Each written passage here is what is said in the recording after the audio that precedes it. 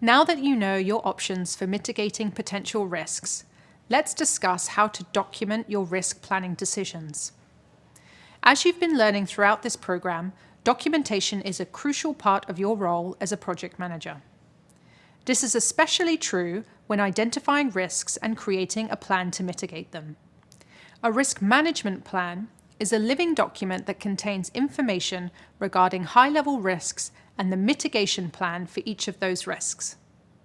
This plan helps ensure that teammates and stakeholders have a clear understanding of potential problems and a plan to address them should they occur. Risk management is an ongoing practice that you'll take part in throughout the planning and execution of a project. Since risk management evolves throughout the project, the plan should be updated regularly to add newly identified risks, remove risks that are no longer relevant, and include any changes in the mitigation plans. Let's review an example of a risk management plan, similar to the one we sometimes use here at Google. At the top of the document, we include the name of the company, and below it, the name of the project. We also include the document author so that anyone reviewing the plan knows exactly who to reach out to if they have any questions. This template also designates a spot for the document status.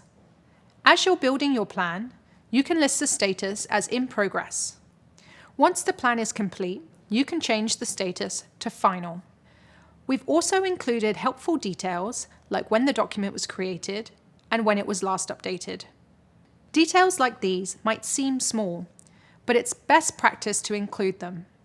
That's because being transparent about dates provides stakeholders with a sense of how up-to-date the document is. Below these details, we have the document objective. Here, we've written that our objective is to outline mitigation plans for Project Plant POWs.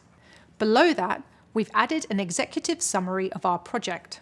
Executive summaries should include a brief introduction to the normal conditions of a project and an outline of the potential risks that could impact the project. Now onto the really important stuff, the risks and how we'll mitigate them. This document also includes the risk register you learned about earlier, which is a table or a chart that contains your list of possible risks. Here, we've outlined one of the potential risks to Project Plant POWs, which is the potential for the vendor to fall behind on a deadline. We've given this risk a medium inherent risk rating. Remember that inherent risk is the measure of a risk calculated by its probability and impact.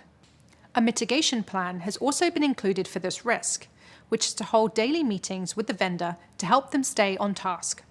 Down in the appendix of the document, you'll find the probability and impact charts, as well as the probability and impact matrix that we use to assess our risks. Once you've filled out the risk management plan, you'll share it with your team and stakeholders to get their input and to ensure that they are aligned with your plans. Coming up, we'll dig deeper into the topic of communicating risks to stakeholders. See you there.